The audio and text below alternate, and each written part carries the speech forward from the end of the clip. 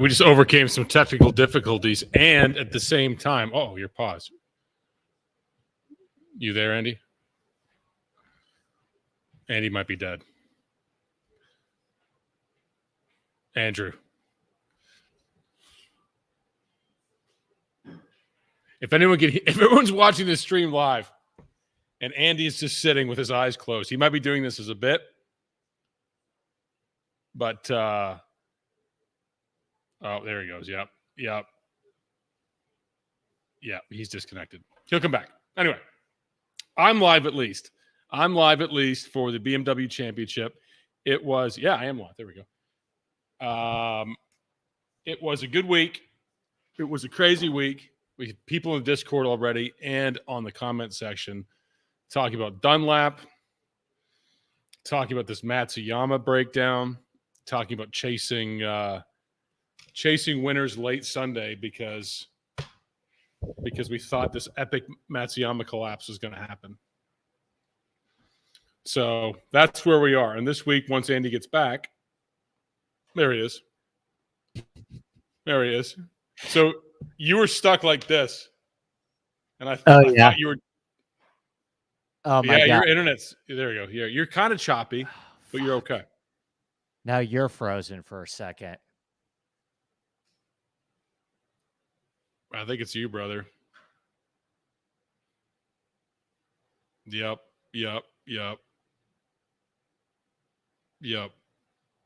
Hey, Nathan, we're frozen live. It's fantastic. I'll need to get like Big T or someone in here to do this live. I'll remove Andy. He'll come back. What's that? Yeah, he's frozen. We'll come back. Hey, if anyone wants to jump on this show with me, let me know. But anyway, yeah. So we were chasing. There he is. There he is. I don't know what's going on. I'm connected to my my cell phone hotspot now. Yeah, that's it. That's you're way better. Okay. So you got frozen Andy and then real Andy. Yeah. Hopefully that works. My apologies. No, it's fine for them. Okay. So nope, dead. We'll get through it. We'll get through it. I think it's my end though. So that's I apologize. I don't know what's going on with the everything happened at the same time. You had technical difficulties, couldn't get you connected, and then this sign literally broke about 5 seconds ago. So we're a little worse for the wear today, but kind of our last big depending on how you define big.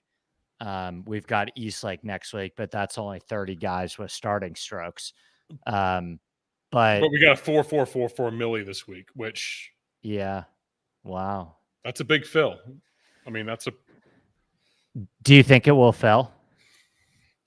I mean, usually the tickets apply early, and a lot of tickets have been applied. That's a lot for golf for a 50-man field, no cut. But if there's any sort of hinted overlay, people will find money to put into it. It seems like there's a decently sized interest in this week, maybe because we have a new golf course that not a lot of people have seen before, and that I think has the opportunity to be really cool. So I'm excited to talk about it. But any lingering thoughts from Memphis? That was crazy. I locked my core plays were Scheffler and Burns. And I locked Scheffler, played nothing below it in the 10Ks, no Aubert. So I thought I had it absolutely rolling. But in that scenario, guys like Matsuyama and Schauffele could not surpass Scheffler. And that happened, of course. The Matsuyama thing out of left field. Yeah. Nick Dunlap, kind of out of left field. Rory nearly stone worst. So that was where I was going. I was going to say you avoided I was all over Rory and Colin Morikawa, and boy, oh boy, did you have because I was playing golf for a lot of the weekend, and I didn't really get to watch much of the tournament. It was just one of those ones that I was tracking on my phone. Did you have eyes on? Because I looked at the stats, and the stats are just some of the more mind-boggling stats that I have seen out of some players. We could, Colin Morikawa goes, Max Homa, gosh, Colin Morikawa goes from having his 2 best approach weeks of the season to having one of the worst approach weeks of his career. And then Rory has one of his worst ball striking performances of a 15-year career. What was going on there? I don't know if Rory quit golf after Pinehurst, but it seems like it's become not as fun for him. Well, yeah. So there's not much for me to Vic lap. Tell your guy here to shut up. Well, we don't have. Yeah, I mean, it's a pure recap pod. We're never going to get to Castle P. No, we'll get to Castle P soon. There's a lot to talk about with Castle P. CP.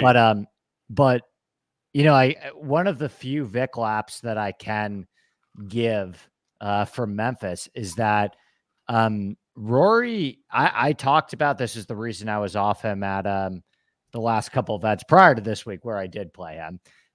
But his putting has not been remotely the same since what now infamously happened on the back 9 at Pinehurst. So whether you want to say it's in his head or mechanical or just a coincidence, whatever you think the reason for that is, he has lost strokes putting in 4 straight starts since that fateful back 9 where he missed 2 putts inside 3 feet to lose the U.S. Open. Yeah. Yeah. And I just want to give a quick shout out to Core Play Tom Kim, who I don't know if anyone was following this, but played the final 3 holes in 5 over par to miss the FedEx Cup playoffs by 1 spot. And thank God. I'm so tired of playing Tom Kim. Yeah, seriously. You said the Discord is like, thank God he missed. Because I don't have to worry about him anymore, and I don't want to worry about him anymore. I suppose. Did you see the call from Horschel to Keegan Bradley? Is Keegan Bradley even in? Yeah. Yeah, he's just. I mean, he's barely in. I mean, do you believe that was staged, or do you believe Billy Horschel was sort of resume packing for the President's Cup? That content that he put out. Oh my God! Don't be frozen. Don't be frozen. Don't be frozen. Don't be frozen. He's frozen. Brian Kirshner. I may need you to step in, Brian Kirshner. Oh, there he is. Never mind. You're back. Yeah. Okay. Hey, Brian, you're in the on deck circle. Get your camera and your mic ready. Yes. No, I was saying that Billy Horschel call to Keegan Bradley that the PGA Tour put out. Did you see that? Briefly it was posted on Twitter, right? Do you think that was resume packing for Horschel, or do you believe that was an authentic call to his buddy Keegan? Can I say a little bit of both? Like I do think it was intentional, but I also I really buy into the Billy Horschel shtick. Like I think that he is it. I do too. It doesn't, are there aspects of his character that are on the cringy side? Sure. But do I believe that he's one of the genuine good guys on the PGA Tour, and he is genuinely authentic and he cares about the game, and he cares about the tour, and he cares about the right thing, and whether it's the pulling for Aaron Rye, proverbial loser, getting him across the finish line and basically supplanting Billy's decade-long plus career of experience of learning how to win golf tournaments.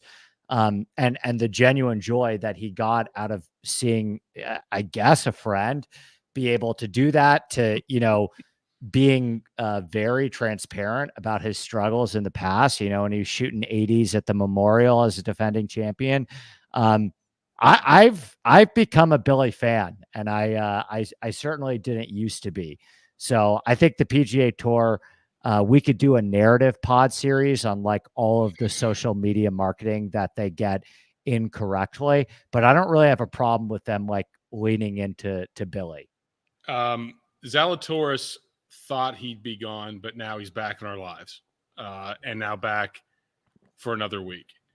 At 6,800, by the way. At 6,800, they still have Cam Young at 8,500. That dude is not.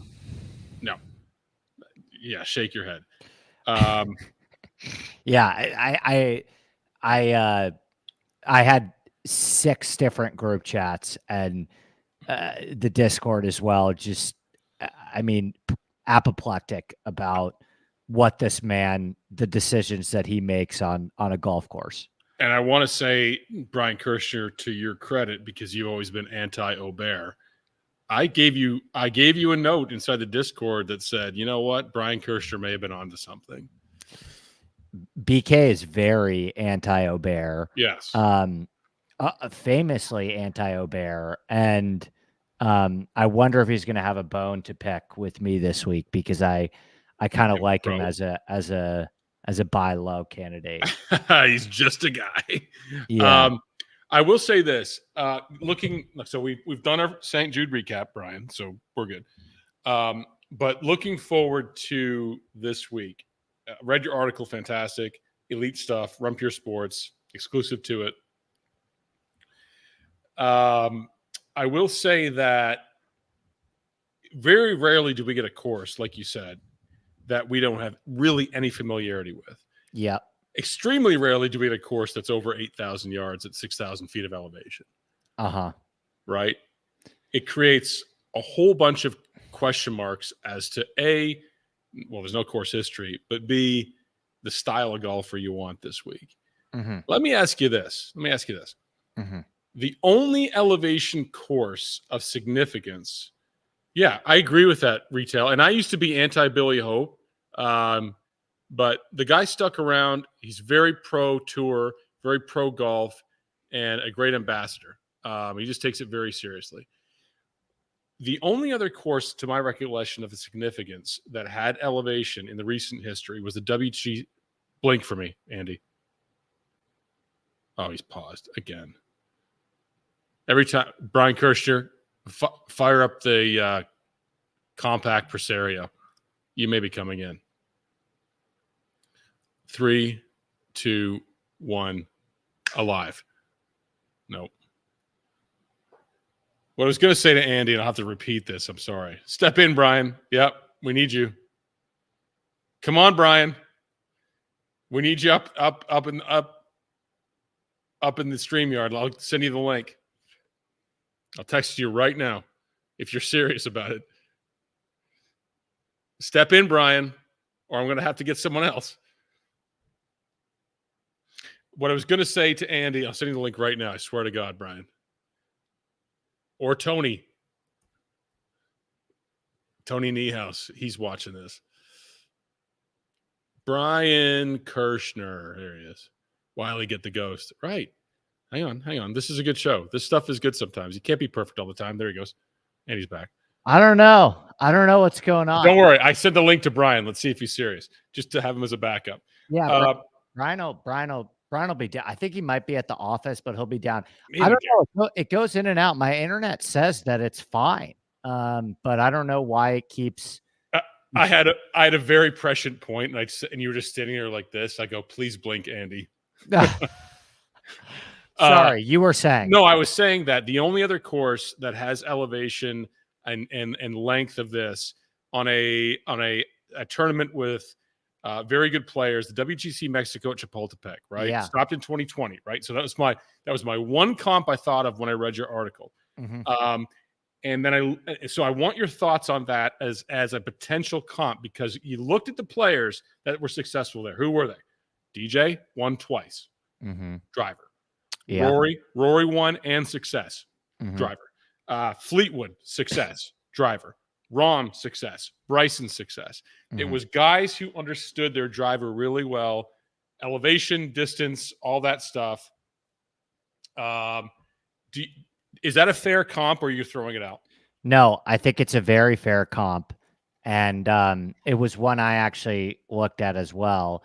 And I think the thing with altitude and elevation is that it's basically just another variable for these guys that they will be required to calculate. And they had Are you familiar with?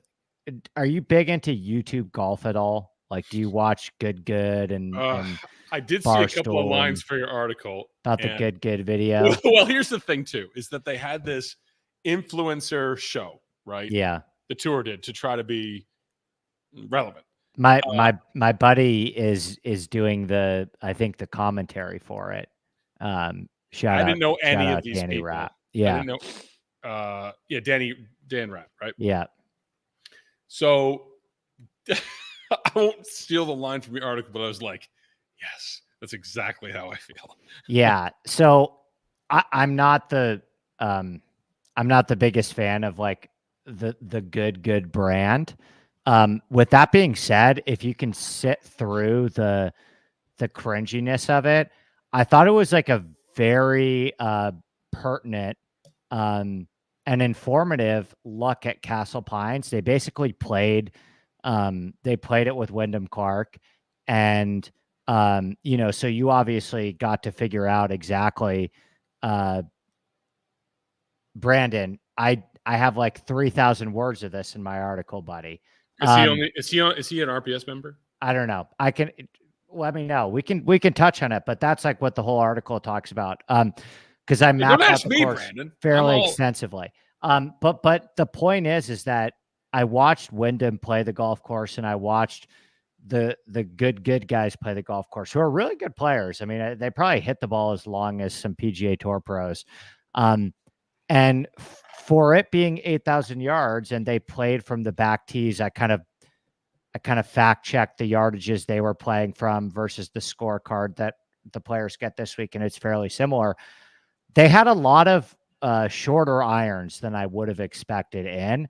Now, they also struggled to they made some decision errors, right? There were times where they wouldn't judge the altitude right at all, and the ball would come up 20 yards short or 20 yards long.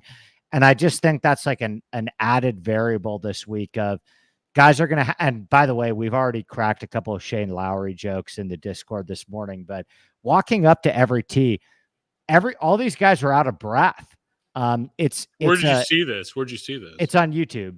Okay. Good major with the good guys are. I don't even know who good is. I'm gonna be honest with you. I've never seen it in my life, but yeah. Well, it's you could probably skip 99% of their content, but this one has them playing Castle Pines with Wyndham Clark, so it's decently informative. Was Wyndham Clark winded? Clark? Yeah, they were all kind of talking about how this is the way that I described it. This golf course is Valhalla with Augusta's terrain. So, picture no. That's a good thing. That's a compliment. I didn't say it. I'm just saying that's kind of a wild. Well, think about it. The reason why I say that is a Jack Nicklaus golf course, just like Valhalla. And the guy get your boys in line right now. Get your guys in line. If there was a way to get Kyle, I mean, Kyle's talking about, I've gotten 800 texts this morning on Gracerman in the without Scotty market. So Kyle needs to give up on Gracerman. Okay. That was it was just sort of a unicorn. He's never going to give up on Gracerman. No. But the reason why I say that is because the guy who started this club, a guy named Jack Vickers, an oil and gas magnate, was basically like, I want to create my Rocky Mountain version of Augusta National. I want to create, an Augusta National right outside Denver. So you'll see the 16th hole at Castle Pines is pretty much just a direct ripoff of the 16th hole at Augusta. So the reason why I would describe Castle Pines as Valhalla with Augusta's terrain, because it has big, giant, sweeping, dramatic elevation changes. And you've been to Augusta before too, so you know how freaking hilly that golf course is. It's mountain golf, right? Exactly. But then, at the end of the day, it's not designed by Alistair McKenzie. It's designed by Jack Nicklaus. So, the greens are more Valhalla-y. So Augusta's mountainous uneven lies mixed with Valhalla's scamminess. Yes. Say it. Yes, but I don't want this to come off as a criticism. It's okay. Because I'm very pro Castle Pines. Like, I think this tournament's gonna rock. And I don't think that, again, like, first of all, it's a FedEx Cup playoff event. Like, so much of my Valhalla criticism, we don't need to reheat any of that stuff, was because it was a major championship. And this is a way better golf course than Valhalla too, mainly because of the terrain. I think this golf course is going to play phenomenally on television. If they catch some of the camera angles and drone shots, like, there are a couple holes on this golf course that are dramatically downhill. And I think it's going to be in perfect condition too, because the superintendent, by the way, the other comparison would be Muirfield Village, although I don't think it'll be as hard as Muirfield Village. But the superintendent, not to give away all the good stuff from the article, but the superintendent came from Muirfield Village to Castle Pines. So the guy who was setting up the memorial for years is going to be the guy. Brian, you have the link. So I'm sitting here looking at Frozen Andy, and Nathan from my office just knows exactly when this happens. He looks at me with this look and goes, "This is like, it's okay, bud." I know, Kyle. Kyle, why don't you jump in here? Kyle is sending you the link. Shoot me a DM, Kyle, on Discord. I'll send you the link. You're coming in. We need some backup here for when Andy goes down. I'm DMing you right now, Kyle.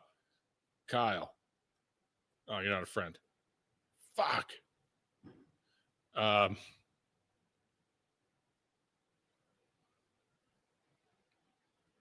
send me a text, Kyle. You can come in. This is fun stuff. Now I've lost StreamYard. Where am I? Fuck. There we are. All right. Send it to my Twitter. Okay, I got you. Look at Kyle. Kyle coming in. 1, 2, 3. There you go. 1, 2, 3. Bing bong. All right, jump in there, Kyle. Brian said he'd come in. He's not coming in. Brian, lock it in. Yes. So I had a very good point, by the way. I was waiting for Andy to finish his. He may be done. Andy may be done. He may have gotten a tap out. A little tap on the head. Time to come up.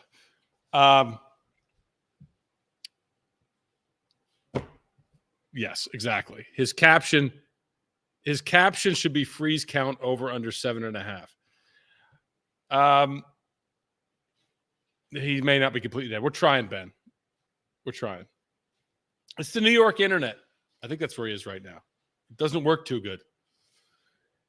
But I think his point is, what I'm saying about the Chapultepec and there he is. There's Kyle. Hey, what happened? Hey, how's it going, sir? This is Kyle from our Discord. Kyle Hey, Hewitt. I'm just filling the gap here. Thank you. Grazeman by a touchdown. We may not get Andy back. Okay. Where were we? Did you see I didn't hear the first half. I was in a meeting. Now I'm in my boss's office because he's not here. So okay. I don't know if this is allowed, but that's where I'm doing this from. He said that Grazerman should withdraw. That's what he said. Yeah, because I've been the bit with Grayson is I bet him like 3 weeks in a row now. He's been second, and then he didn't do well last week. And Andy last week after I made the bet was like, that was the worst fucking bet of all time. So like fucking Kirshner and fucking Andy have just been literally dunking on me because Max Gracerman, who I bet at 100-1, like I didn't think this guy was like, a guarantee to win, finished -4. So. How'd you do at good old St. Jude? St. Jude took every dollar. Well, my point was because he was comping Valhalla mixed with Augusta and put that into a Castle Pines, right? The elevation changes in the mountainous area of Augusta mixed with the scamminess of Valhalla, right? But what I was saying was that Memphis St. Jude is not like an iconic golf course. It doesn't give us a lot of moments on TV, blah, blah, blah, right? But they do a lot of charitable work. It's in FedEx's backyard, and FedEx really provides, well, it is the tour. But I was saying was, if this was the UPS Cup, right, instead of the FedEx Cup, because UPS is in Louisville, and guess what's in Louisville, folks? Valhalla, baby. Exactly. I mean, Valhalla's got to be a better course than the one in Memphis. I'd like to think. I mean, I don't know. Andy's very anti-Hala. He claims not to be anti-Louisville, but I think that if you dig a little deeper, there might be a little correlation. I'm just messing around, but. No, I think what he was saying about the course, I do think it's going to be one of the better courses from a you've talked about this before with Kapalua, right? Like it might not be the greatest. Like I don't genuinely know, like architecture wise, Andy is so much deeper in the weeds on that. I think he would tell you that this is a really nice course, one of Jack's better courses. I don't think he's the biggest Jack guy to begin with, but from a pure visual perspective, like it should be great from a viewing experience. Absolutely. Similar to like what you say about Kapalua. It's like you kind of just throw it on in the background. You're like, fuck, it looks, it's I'm in Hawaii or whatever. So that'll be exciting. Kyle, I forever owe you a gratitude debt. Get back to work. I got Big T. Thanks, brother. Godspeed. Billy Ho's winning this week, and I'm out. We'll edit that out. You can edit that out. See you, brother. Oh, there he is. Large Anthony LXIV. I thought you wanted me to come on because I've played that course like 4 times. I thought you wanted my expertise. Well, I always want your expertise, but you don't want to hang out with me on Mondays. We talked about that. I definitely don't want to. If I'm being honest, I definitely don't want to talk golf on Mondays. I'm not good enough to talk with the Prez on Mondays. But then I called you in the shower today and got me excited. Got you excited, and so here you are. So Andy's having technical difficulties. So there you go. What's the play of the week, Big T? I literally haven't even opened the thing until right this second. But you have played this. You have played Castle Pines 4 times? Yeah, we played it a bunch. Yeah, and I've been there when they used to play the International there every year. I used to go. What was your thoughts? I mean, it's a mountain course where the ball's going to fly. It's in Castle Rock, so not like full mountains like people think, but it looks mountainy, super hilly. What were you? I wasn't listening before you guys. I heard you talking about Valhalla. It's hilly like Valhalla, but I think there's just a big variance with the distances too, just from playing in Denver and playing other places too. It's tougher to dial in your distances, I think. So I would think it would benefit ball strikers even more than usual. Do you remember, I was saying to Andy before he dropped, do you remember WGC Mexico with Chapultepec? Remember they went to Mexico? And the ball fly even further there, I'm sure. Right. And, well, yeah, exactly. And, well, I think about the same elevation, maybe a little higher. But do you remember when it was always DJ, right? It was always Rory. Fleetwood did well there, but all good drivers with the ball because they knew how to dial it in. Yeah, I think the same thing this way. Oh, it helps that literally it's all the best guys. So I just hate these events when, I mean, it's down to 50, right? 50 this week? Yep. I just hate no cut. I know I'm like the party pooper, but man, 50 people, all the best guys, no cut. I just don't like it that much. Do you like it? I'm concerned because, the cuts give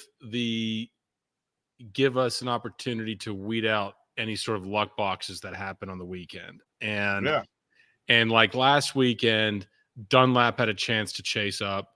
Matsuyama played well pretty much all week, but I mean, it's going to be these Eagles, like Chris Kirk's ace. It's going to be these streaks.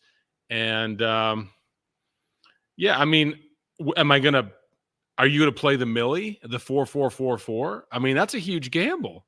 I usually like those. I am going to try to win tickets though in baseball the next couple. If I win a ticket, I'll be in. I'm definitely not putting 4K up though to get in it. Well, let me ask you this. Rory, absolute stone worst last week next to Homa. And then Keith texted me today, Keith Stewart, and he said, basically, I'm sorry to tell you this information, but I think it's Rory flop lag this week. and I have not even responded yet because I don't want to hear that shit on Monday. Well, why does he think it's Rory's flop lag? Because he loves Rory. But also, he hasn't been the same though since all that stuff happened, right? Since Pinehurst. There he is. Let's go. I'm in my neighbor's apartment. I'm in my neighbor's apartment using my neighbor's Wi-Fi. I don't know what's going on. My apologies, guys. No, Kyle jumped in, dude. Did he actually? Yeah, from work. And then Tony just stepped out of the shower and he's like, what do you want me to do? I was like, you want me to come? I'll come on if you want me, just because I've played there, but I don't have any insight as far as the players. Oh, when'd you play? I mean, it's been when I lived there, so I haven't been there in 8 years, but I'm sure it's still the same for that. They haven't made any crazy changes, have they? Not since they made some changes after like 2006. Yeah, but, so it's the same course they played the International at. No big changes since then, right? Well, there were some changes since the International, but the International had to be after 2006, though, right? Yeah, no? The International stopped in 2006. So after the International, God, I'm old. Some changes, but I mean, largely the same. So, what do you think about altitude golf then? We were talking about that before you came on. I just think it's like more variance for sure, because just from someone I've played a bunch, obviously in Colorado, growing up there, and then going other places. It always takes time to get adjusted, and obviously these guys are way better than me. I'm not the greatest golfer, but still, even for these guys, can play, like, Andrew. Tony he can smash it. I'm telling you, there's so much more variance on your distances, and it's mountain golf. It's tough. It's going to be ball strikers like always, I think. What did you think about the walk, Tony? Was it you drove like Valhalla, the example you guys? It's all hills. It's all you're dead tired from walking it. Like Augusta, I'm sure I haven't been to Augusta, but I'm sure it's the same way. Very hilly. You're just tired from walking hole to hole. He's dead again. No, I'm good. Oh, so I thought I was dead. You both look frozen. No, I'm good. I'm good. I got distracted. For a second catching up on the comments. Yeah. So, I mean, that's kind of how I wrote about it in the article, but like, I thought the apt comparison was Valhalla with Augusta's terrain. You know, you put that in the article too. That I said that off the whim, so I'm glad you agree. Yeah. So, I was just saying before you came on, I was like, I got a text from Keith Stewart, and I don't think he wanted to send me it because it was a Rory text, but we talked about Chapultepec. We talked about we talked about those comps and how basically his body language last week was so terrible in terms of him not wanting to be in Memphis, but this could be a huge flop leg for him. No, I don't know where you are on that, huh? Andy can't like Rory. There's no way. I think he could. Yeah. That's a tough like this week. I mean, here's what I'll say. Like, there's 15 guys above $9,000 this week. Okay. So they made the pricing really tough, right? So you're not entering a situation where, you need to play Rory for leverage, because of those 15 guys, not every single one of them are going to be remotely high owned, right? There's going to be a bunch of guys that get passed by in the 9K plus range at lower ownership, even in a 50-man field.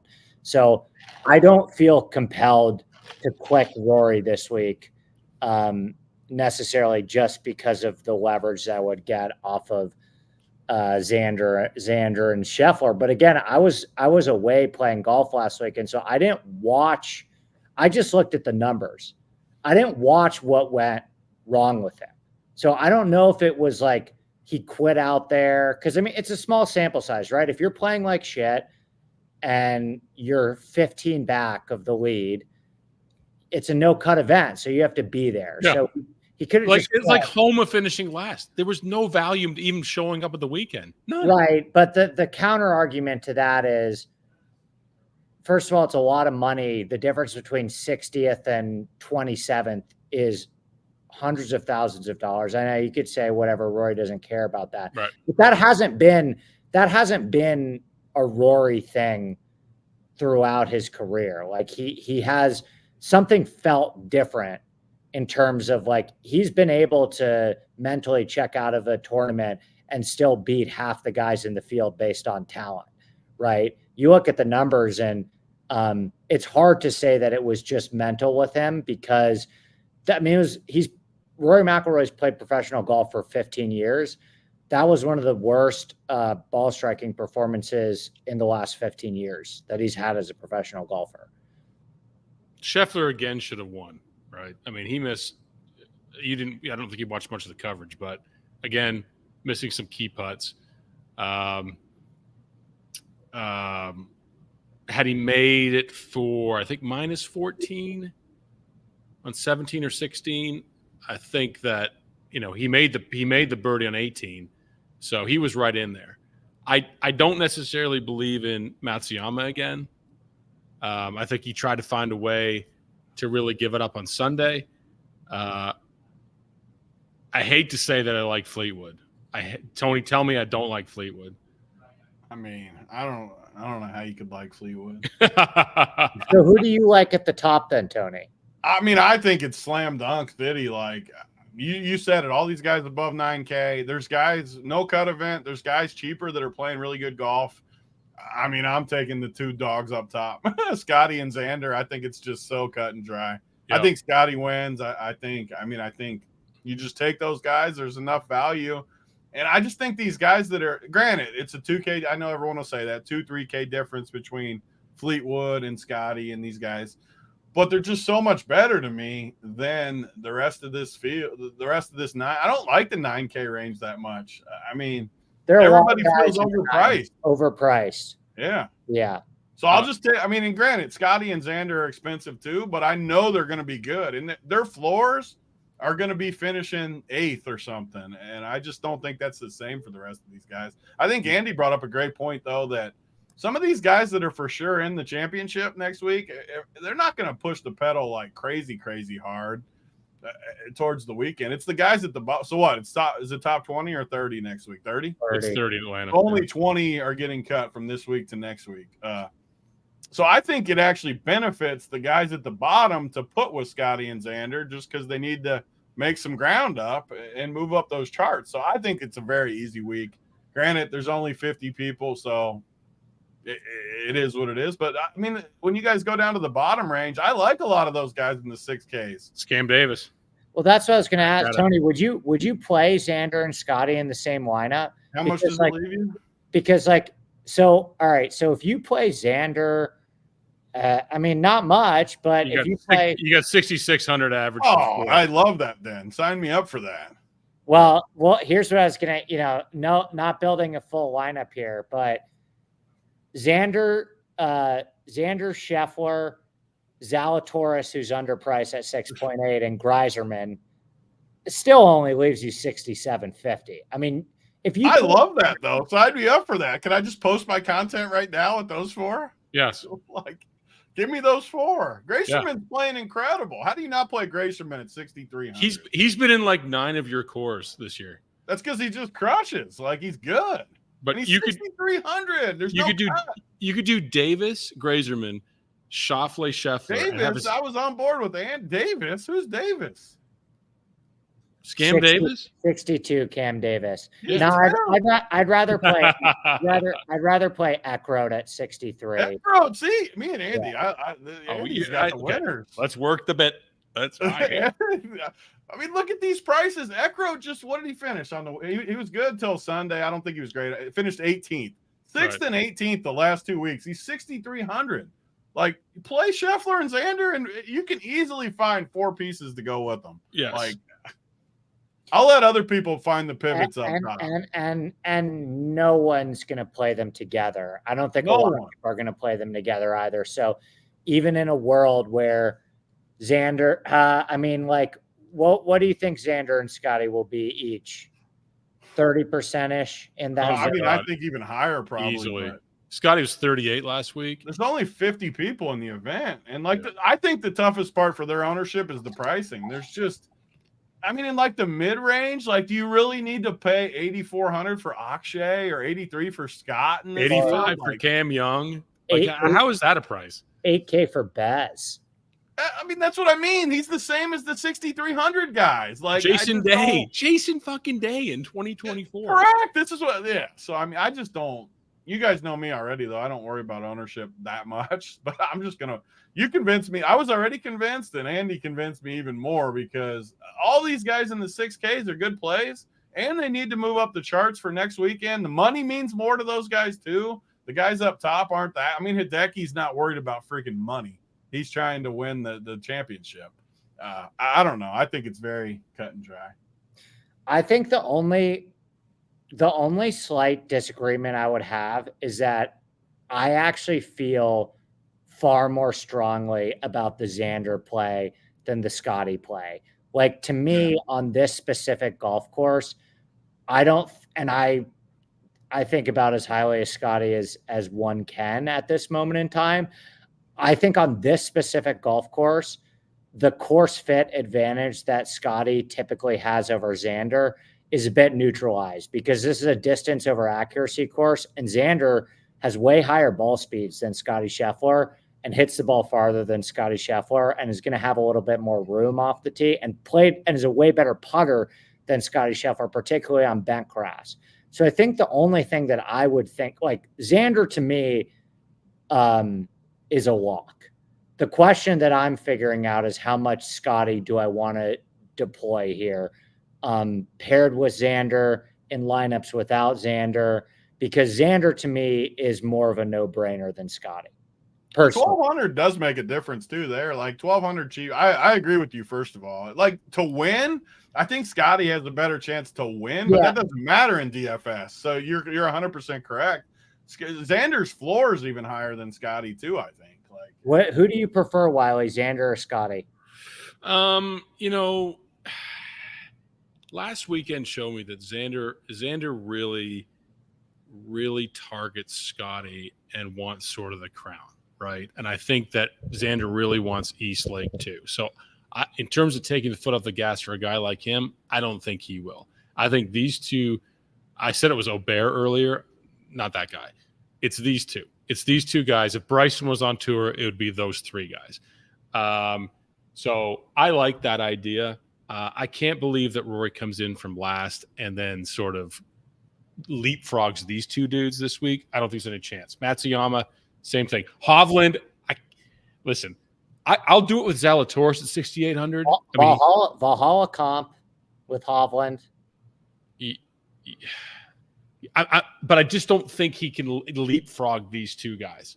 I just don't. I had a Rory kill, like one of the biggest DFS mistakes I've made all season was last week thinking that a low-owned Rory was remotely on the same playing field as Scotty and Xander, and playing so much Rory and Colin together just absolutely murdered me. The one thing that I was able to get significantly right was the Hovland buy low. And I'm not saying he's like back top 3 player in the world on the level of Scotty and Xander. Right.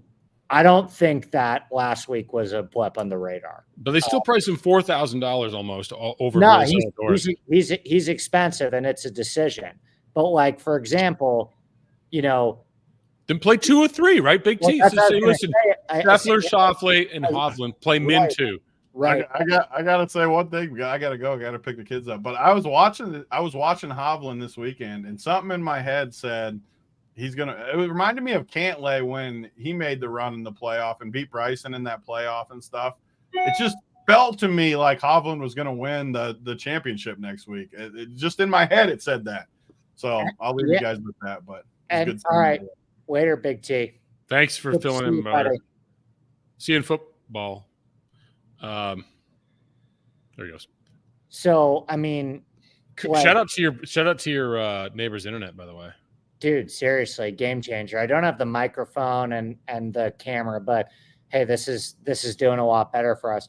Yeah, so Xander Hovland leaves you with 7.125, which is a pretty big difference between right between and, Xander and Scheffler. And you can easily play 2, maybe 3 6K guys safely who are playing well and I think are mispriced.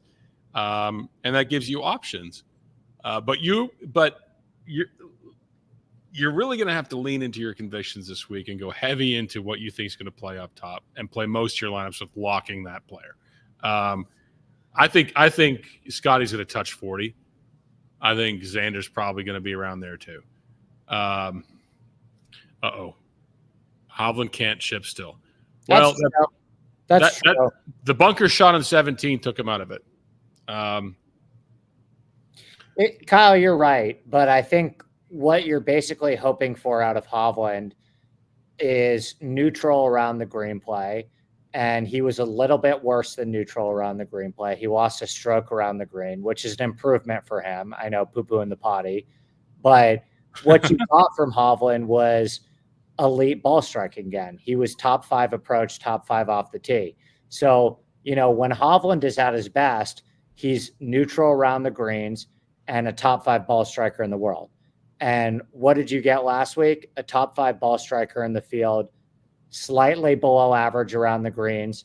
And, Hovland's an above average putter. So he's starting to resemble the best version of himself.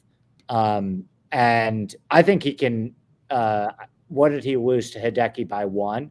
Yes. He lost 1 around the green.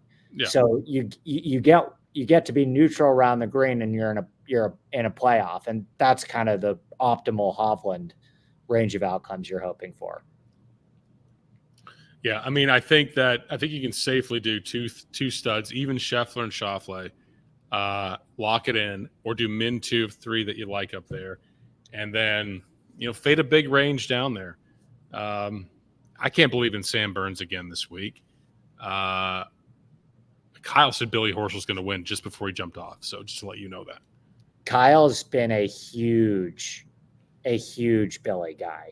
Right. He's been riding for it pretty much all day. He's been yelling about Billy. And I get it. The 2 guys I wanted to ask you about as well, because they're very popular bets because of their connections to Colorado. Yeah. Is Tony Finau and Wyndham Clark. Yeah. Have you seen that buzz this week? A lot of people on Finau, a lot of people on Windy. If you're seeing the buzz and it's on Twitter and it's on a Discord, then possibly Wyndham because of the show you mentioned that I have not watched. But Wyndham also had a weekend too, right? I mean, all of a sudden Wyndham was up there. If it's open off the tee, which you say it is, right? Mm-hmm. I mean, that's Wyndham's bugaboo. He hits it a mile, but sometimes he can get a little inaccurate. I don't mind Wyndham. Finau, I don't know. I mean, we haven't even talked about the FedEx Top 30 right now, right? I'll pull it up on my phone. My iPhone 15 Pro Max, by the way. Flex.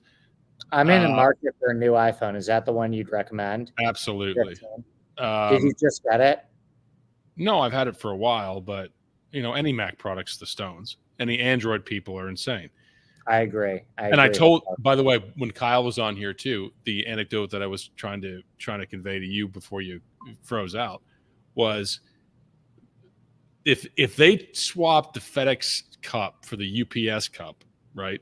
UPS is based where? Louisville, Kentucky. So then the FedEx St. Jude would be the UPS Valhalla. I prefer that. It's in a vacuum. I prefer. I agree. Yeah. All right. So towing the line for the top 30 are Fleetwood. Below the line are Fleetwood, Chris Kirk, Corey Connors, Poston Yager, Fitzpatrick, Will Zalatoris, Cam Young, Eckroat, and someone mentioned Dietrich. That's down to 40, right? Mm-hmm.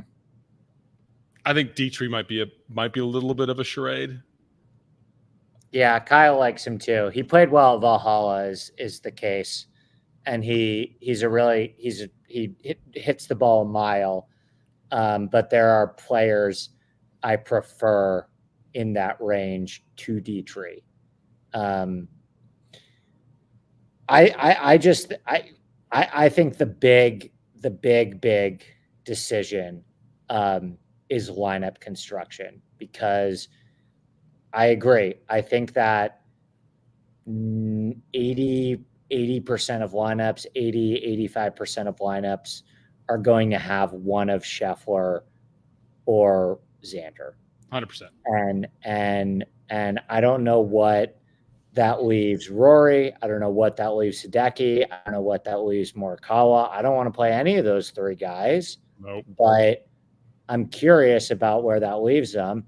And then you get into guys like Ludwig and Cantlay, who I do want to play and likely will play. Why do you want to play Ludwig? What's your big flipping on him? One of the reasons I like Ludwig is I like him on golf courses that no one has seen, right? So I think Ludwig is behind the 8 ball a lot of the time on these PGA Tour courses that all the guys in the field have played 5 to 10 times, and he's just showing up there as a first timer. I think the playing field gets a little bit leveled when nobody has seen this golf course before, and it just turns into a talent show, right? Where everybody's making course management mistakes. I think that neutralizes things a little bit for Ludwig. And we're back on a golf course where he can really let it fly off the tee. Maybe. I mean, he's played a lot of golf. A lot of these guys have played a lot of golf. Ludwig has played a lot of golf. And now you go. But counterpoint is, because a lot of the caddies on tour have said that the walk at Kapalua is the most grueling on tour. Yeah. The walk here will be grueling, and sometimes these younger guys are just a little lighter and more fit to do it. Once you start having kids and get in your 40s, I mean, it's tough walking to the grocery store from your car. But no, I mean, I'm thinking if you're looking for one stroke over 4 days or just edge seeking, I mean, that's not even a bit. By the way, just to continue on with the Discord bit of Shane Lowry, I just want to warn people that Castle Pines, just like Muirfield Village, is famous for their milkshakes. So that might be another that might be another reason to stay off the Shane Lowry train. They've got supposedly these famous Muirfield Village-esque milkshakes in the club. I mean, this is like, these guys, it's the same people, same superintendent, same architect. Same milkshake machine. Same milkshake machine. Castle Pines and Castle Pines and Muirfield Village are, they kind of do the Augusta ripoff thing, and they do it well. They're not the Masters. They'll never be the Masters, but this golf course is freaking gorgeous. Yeah. And it's going to look. Well, it's really good on TV. It's like when you do the Pro-Am at Tahoe. I'm like, God damn, this is terrible golf, but this is some beautiful scenery. Nothing. Yeah, exactly. That's been my point. I mean, the two biggest people that come after me, they're groups of people, cults that come after me, are people who are pro-live when I just sort of debate their business model, which I did last week, which was fun. It's created some controversy. And then the Jack Nicklaus people, and then the milkshake people. No adult man or person says, you know what, I want to cool off at the 9th hole with a belly full of strawberry milk. I mean, personally, it's all coming back up. I couldn't listen. I have a sweet tooth. I love ice cream. I love ice cream at the end of the day on like a hot summer day. As I play a lot of golf though, and I couldn't think of something I would want to consume less on a golf course than like a heavy whipped dairy product. Fruity milk. Yeah. Yeah. So come after me on Twitter, you milkshake stands, the cult of lactose. I'm ready for you.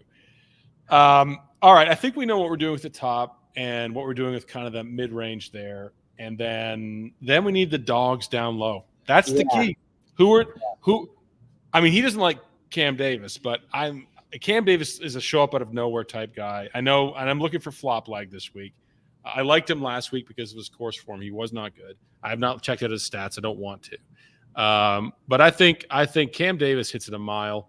I like him this week at that price, and I think he'll be relatively low owned. But what are your guys this week? Down low. So, I think Zalatoris might be pretty chalky. So we'll have to monitor that. But I really liked what I saw from him last week. He gained strokes in both ball striking categories. I talked about the Augusta Muirfield Village comp. I mean, talk about a wiry guy that can still murder the ball off the tee that, has no problem navigating massive elevation changes. And when he's on is a great ball striker. I mean, I think that this has the opportunity with Zalatoris to be a situation where this is the last time that Zalatoris is in the 6,000s for a very long time. What do you think happened last week that had this resurgence? I don't know what predicated it, but the numbers were really strong. Like it wasn't a situation where he kind of luck sacked it with his putter or anything, or had one really crazy round and then everything. You can't luck sack it at Memphis.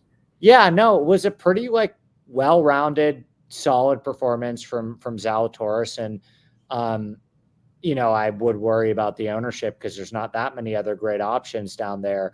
But I think he's viable at 6.8. We mentioned Eckroat at 6.3. I'm a fan of that. Gosh, a lot of these guys like Siwoo Kim murdered me last week as a core play. Yeah. Tom Hoagie was meh.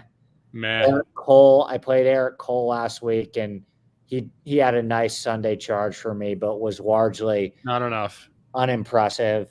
Chris Kirk ran hot. I mean, we had first round leader on him. Oh my gosh, that was another guy I played that completely faded over the weekend. But they don't have the gas. They just don't have the gas to keep up with these. Well, maybe Chris Kirk, you can consider the Kapalua comp there. Let me give you, what about Pendy? Yeah, and on Pendy 7.3. This guy's a little higher too, but I really like Bobby Mack at 7.6. I was just thinking that he smashes it. Smashes it. Yeah, I really like Bobby Mack. Joanne Schluss says Eric Cole top 10. Maybe. Could get by on the, his iron play has been pretty fire of late. He's just not the banger I want this week. I want the Pendriths. I want the Bobby Macks. I want this. I agree. Pendrith, Bobby Mack, Zalatoris can still hit it a long ways. Cam Davis will fall into that category certainly. Wyndham Clark is going to be a play. Whether or not I can, in that min high price range, Wyndham Clark is definitely going to be in there. That's so. I was going to say I think if you're not doing Xander or Scheffler, I think that Hovland, Finau, Clark, which gives you 6.9 remaining for 3 spots. Pricing's tough this week. I think that's a very appealing start. And even if you go start Hovland, Wyndham, that leaves you 7.6. Yeah, and the someone said Rise and Fire bets just how we feel about Tommy Ladd. We chased this guy for 10 years. In a cut event in a field of 150, different story. In a no cut event where I know from memory, I remember the event. I forget who won the event. He was on 18 at Chapultepec, and he tried to high five someone, and I forget who it was. Maybe it was DJ, but they hit Tommy in the face. It's a classic golf meme. I know Tommy did really well elevation. He's a fantastic driver of the ball, very accurate. I kind of like Tommy led the field tee to green last week. Okay. I could play the ball great. Yeah. I mean, you could really get cute. I mean, this is a contest sim sort of idea from Saber Sim where they sort of maximize the players you like into lineups that are going to be unique for risk-adjusted ROI. But shout out Saber Sim. But, if you are able to have the guts to fade Xander and Scotty, if you have the guts and you play Tommy Ladd lineups or Wyndham Clark lineups, I forget who else you said. in terms of your non-Xander, non-Scotty. Yeah. Well, what I was thinking is like, I can give you right now what I think would be the chalkiest lineup is Hovland, Finau, Clark, and then Zalatoris, Greiserman, Bobby Mack. $0 remaining. Yeah. I'm not afraid of a 50K lineup either this week, depending on the contest you play. How much money do you typically leave on? Like, what rules do you set in Sabre? Just depends on the week.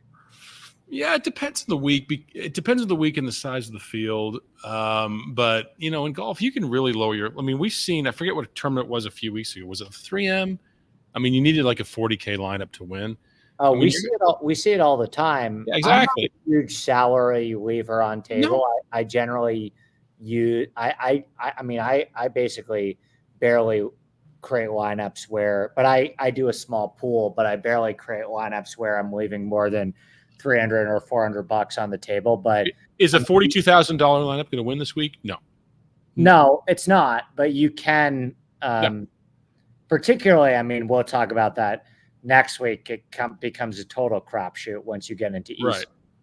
But this is a lot of rules-driven building this week in terms of guys you need to force into your lineups and not be on projections. But you got to say, I want a min number of one or two of these guys in the 10K range, and that will force your salary floor to be pretty high because they'll be there. They're going to be there.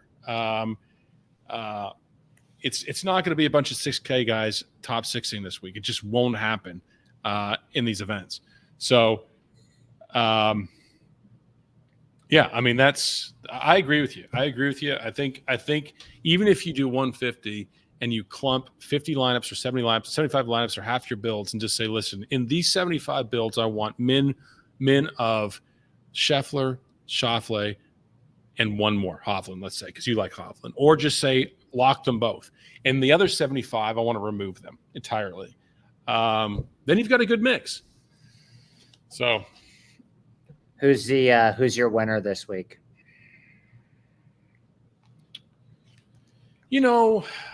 I mean, the logical answer is Schauffele. Okay. Mm-hmm. But I can really see. I would say that if I was saying you can't pick Schauffele or Scheffler, which I think one of those two guys wins. Yeah, we'll go because I agree. I think Xander's going to win. But I think Xander's going to win, right? Non-Xander division. Yeah, non-Xander snake draft division. Okay. I really have something aligning me to Wyndham Clark this week. Okay. I think that he improved greatly.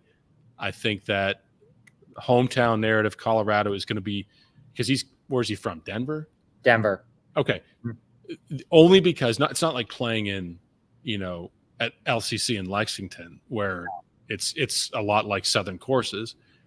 Elevation and having experience out here is going to be a significant advantage in my opinion. And when you can get a significant advantage, even like a small edge, like, oh, guys are going to get tired from walking up hills. You want to take that. But I think it's a significant advantage for Wyndham.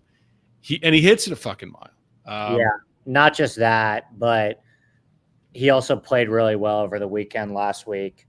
He's got now 3 top 15s in his last 4 starts. You just throw away the championship performance. And he also, not to get too nerdy into like the air density stuff, but another thing that altitude is going to do is it's going to flatten the trajectory. So it's actually going to take some spin off the ball. So a lot of the high spin players like Wyndham Clark, for example, who hits a big poofy fade with a lot of spin, a really high spinny ball, the golf ball is going to spin less in altitude and curve help him altitude. So it'll actually help Wyndham hit the ball straighter too. I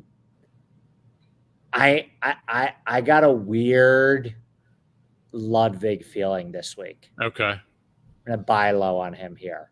You're definitely going to be buying low. Definitely. I think so too. Well, I said that about Hovland last week, though. I think that some of these I think when you have the opportunity to play a great player on a great golf course, you take it and you take it and you take your lumps with it. But I think this is a good opportunity on Ludwig this week, because I'll stay riding Hovland. I'm not going to hop off just because. You're the biggest Hovland fan ever, and I I do love Victor, but I'm not going to hop off just because he's popular. He'll be popular this week. He'll be popular this week because he's playing well again, right? And this is another good fit for him. But I love my young. Nothing gets me hyped for golf than playing my young Norwegian. Oh, I think you said Cam Young. I was like, no for me this week. But those Hovland 10-4, Ludwig 10. Start a lineup that way. I'm telling you, yeah, fade the top, which is going to be 80%. Hard to do. I would say 70% of lineups start with a Scotty or a Xander. Yeah, I think what I'm more likely to do. I have to see where ownership comes in, but I think a good strategy is like, okay, pick your horse maybe between Xander and Scheffler. I have a stronger conviction on Xander this week than I do on Scheffler, and I like his price a lot more. So what I would maybe do is almost go 100% Xander, and then 50% of those Xander lineups you have Hovland as your second man in, and 50% of those Xander lineups you have Ludwig as your second man in. And then you actually kind of don't play them together, but you have Xander as that anchor who has a way higher floor than both of them. And you just take your chances on between Hovland and Ludwig. I'm confident one of those guys is gonna really pop, maybe both. And I will say that Dunlap's been playing. He's been growing up a lot, and he's been playing a lot better. We used to say Dunlap play him on easy courses, but Dunlap is vastly improving his game. I don't think this is going to be crazy hard. Like, I think what do you think when he score 18 under? Yeah, 17, 18.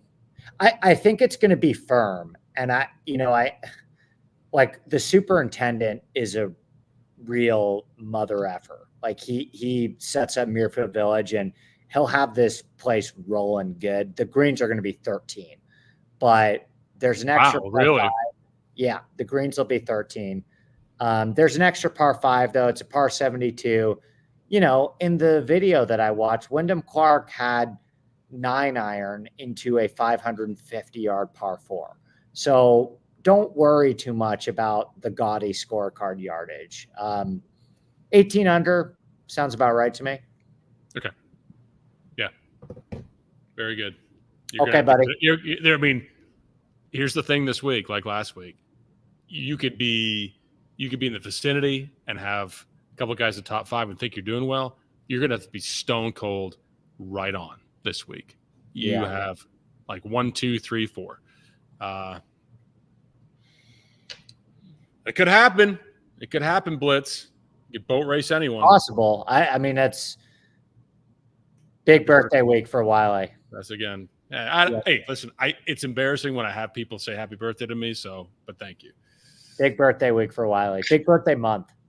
Go smash your router when you get home. Just go kick it out the door. I will. I'm going to go bake cookies for my neighbors for saving the show. All right, brother. Thanks. All Sorry right, about all of it. Yeah.